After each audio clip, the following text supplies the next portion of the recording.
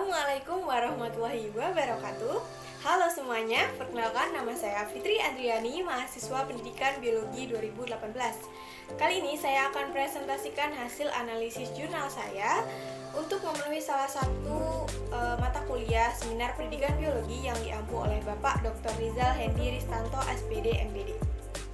Selamat menyaksikan.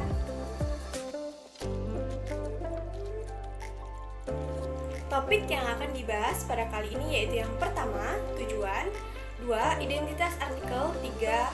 Fakta-fakta penting, 4. Pertanyaan yang muncul, 5. Konsep utama dan tanggapan, 6. Kosakata atau istilah baru, dan yang ketujuh yaitu refleksi. Nah, kali ini saya akan menganalisis jurnal nasional dengan judul ECOLF, Electronic Version of Contextual Attractive Logical Fun Game as Self-Directed Learning Media for Students in Digital Era. Tujuan saya menganalisis jurnal ini yaitu untuk mempelajari penyusunan artikel ilmiah yang baik dan juga untuk menyusun skripsi yang baik, serta nantinya saya dapat memahami tentang pengembangan media pembelajaran yang cocok digunakan oleh siswa. Nah, selanjutnya identitas artikel ini yaitu artikel ini berasal dari Jurnal Pendidikan Indonesia dengan penulisnya yaitu Mahayanti, Supriyanti, Utami, dan juga Kusuma. Nah, artikel ini sudah terindeks Sinta 2. Fakta-fakta penting, pendahuluan. Nah, alasan dari peneliti untuk melakukan penelitian ini yaitu mereka telah melakukan analisis kebutuhan kepada beberapa guru dan juga siswa SD di Kabupaten Buleleng.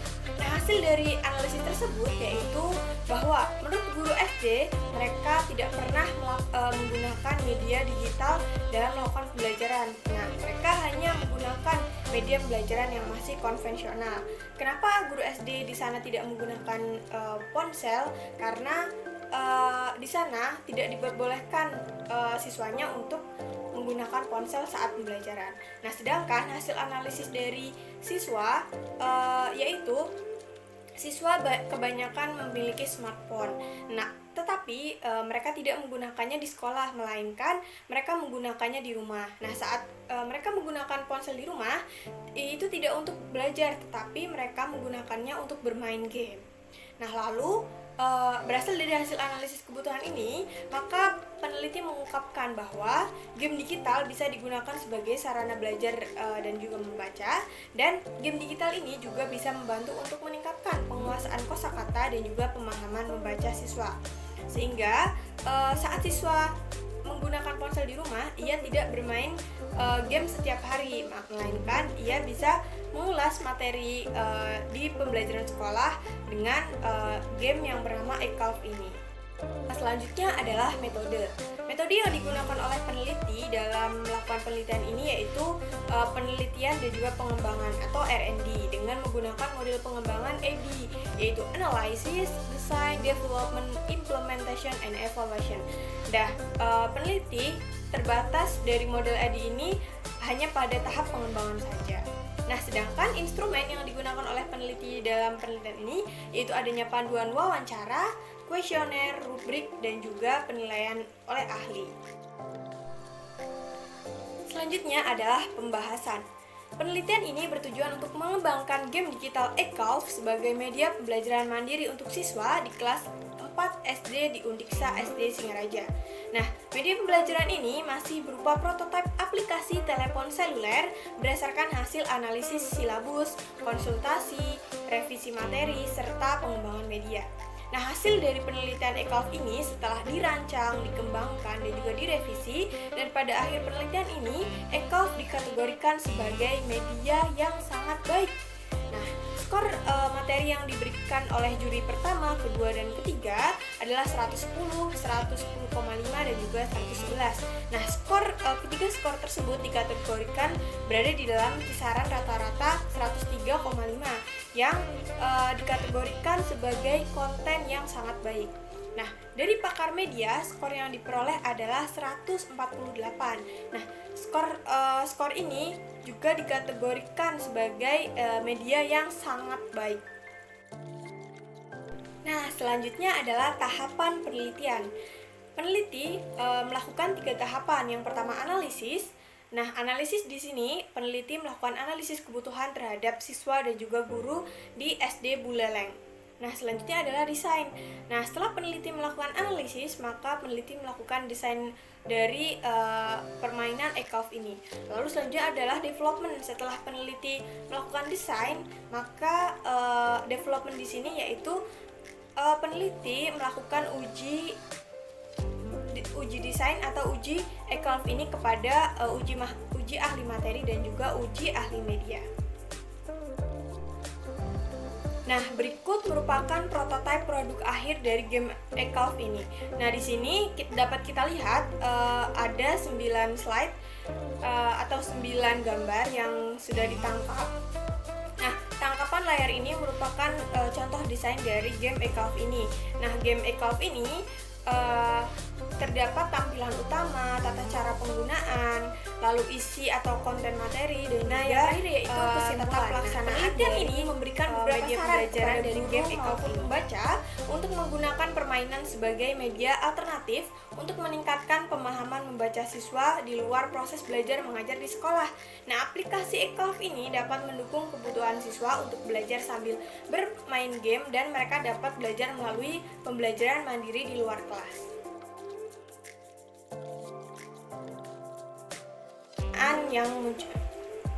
Pertanyaan yang muncul, yang pertama, bagaimana solusi untuk siswa yang tidak memiliki ponsel untuk mengoperasikan aplikasi ini? Dan yang kedua, bagaimana cara mengetahui bahwa siswa belajar mandiri di rumah dengan menggunakan aplikasi ini?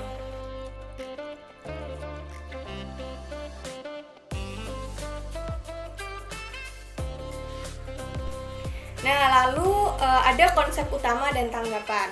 Nah, menurut saya penelitian ini sudah cukup baik dan penelitian ini juga menghasilkan suatu prototipe berupa aplikasi yang bernama ECOF yang telah diuji oleh ahli media dan ahli materi.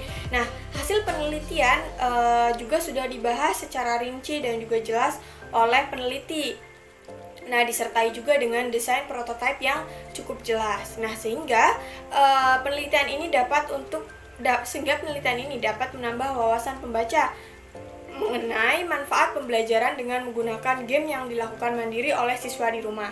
Akan tetapi, penelitian ini masih minim sekali di bagian pendahuluan, bahwa di bagian pendahuluan peneliti kurang mengulas masalah-masalah apa saja dan juga hasil analisis yang sudah ditemukan oleh peneliti sebelumnya.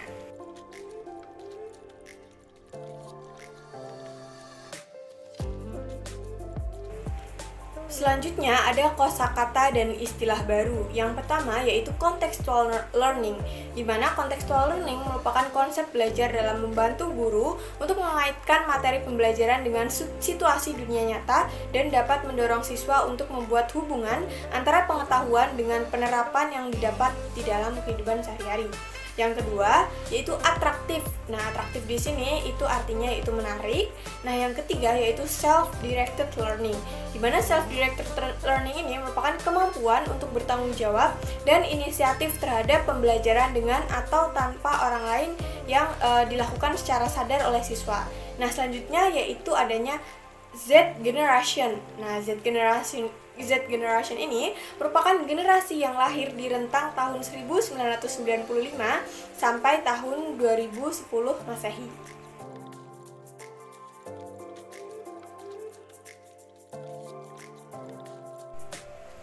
Nah, selanjutnya adalah refleksi.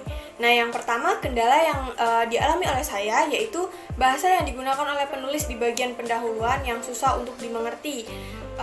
Lalu solusi dari kendala tersebut yaitu saya terus memahami artikel ini dengan mencari sumber kosakata yang belum saya mengerti.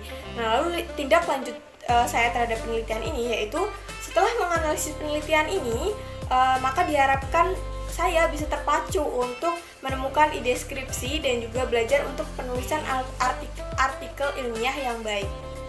Selanjutnya kita beralih ke jurnal kedua, yaitu jurnal internasional. Di jurnal internasional ini saya mengambil artikel dengan judul The BioBay Game 3-Dimensional Learning of Biomagnification. Tujuan saya menganalisis artikel ini yaitu untuk mempelajari penyusunan artikel ilmiah yang baik dan dapat menyusun skripsi ataupun menemukan ide untuk penelitian saya nantinya, dan memahami bahwa Bio by Game ini dapat digunakan oleh guru sebagai pembelajaran 3 dimensi pada materi biomagnifikasi di SMA. Berikut merupakan identitas artikel yang saya analisis. Nah, artikel ini saya ambil dari Journal of American Biology Teacher dengan 4 penulis, yaitu Chandana Jasti, Hilary Lauren, Robert C. Wallen, dan juga Barbara Hall.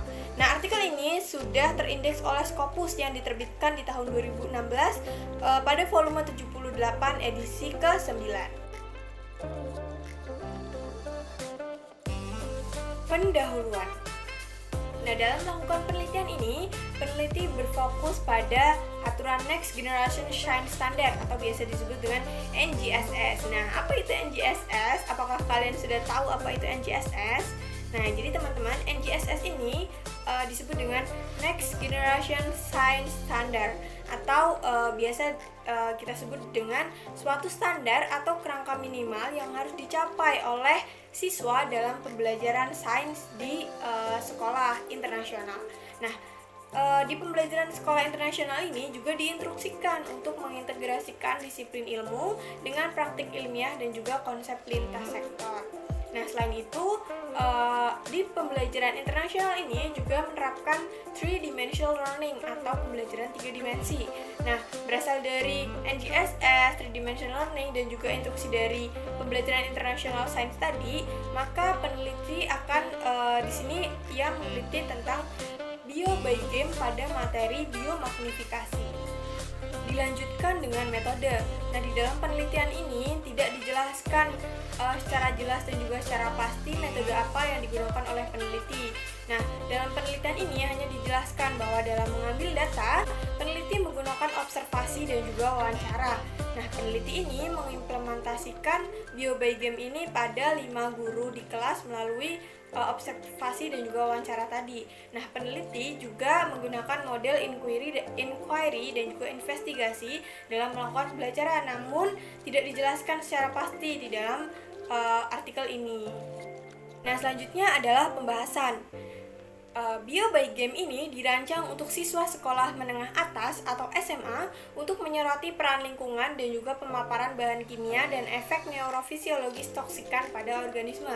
Nah, model Bio by Game ini dimainkan dalam kelompok yang terdiri dari 5-7 siswa, dengan setiap kelompok siswa memiliki papan permainan Bio by Game ini.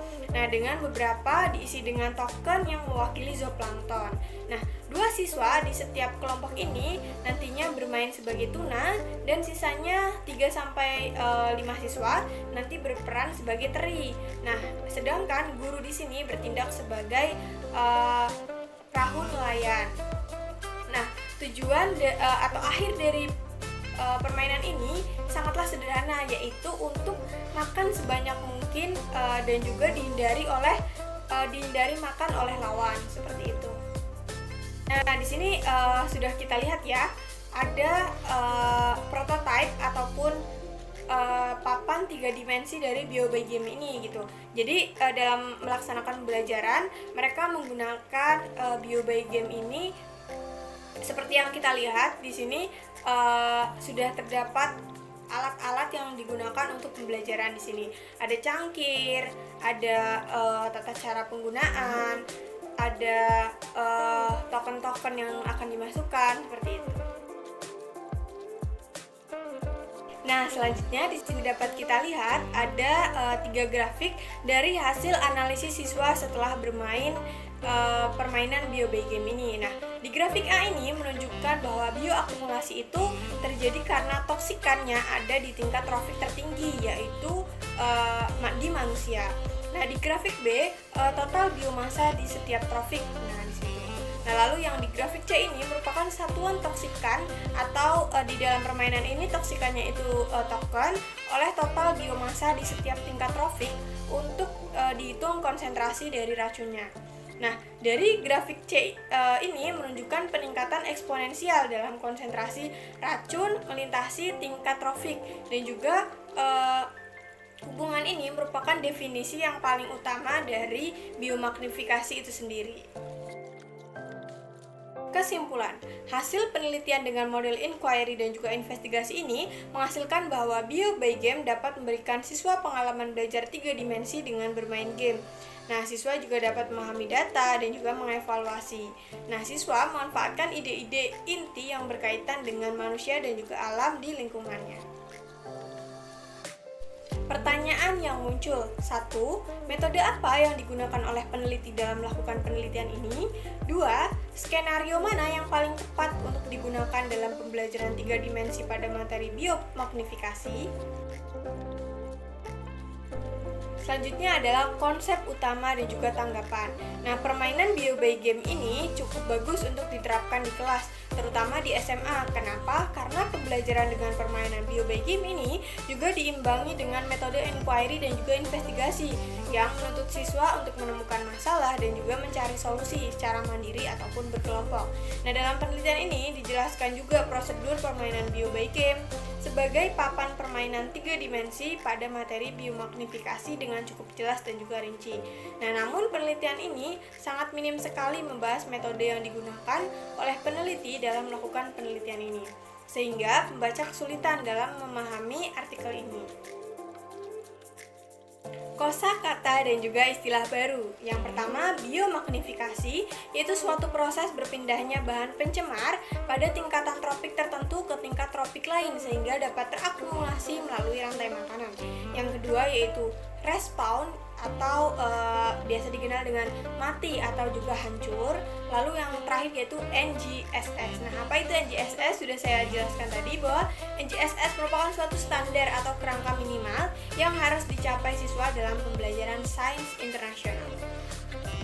Dalam menganalisis artikel ini ada beberapa kendala yang saya alami, yaitu bahasa yang digunakan oleh peneliti cukup sulit untuk saya pahami, dan juga penulisan susunan artikel dalam penelitian ini tidak seperti penulisan artikel yang biasanya, sehingga menyebabkan saya tidak mengetahui secara pasti metode yang digunakan oleh peneliti dalam melakukan penelitian ini.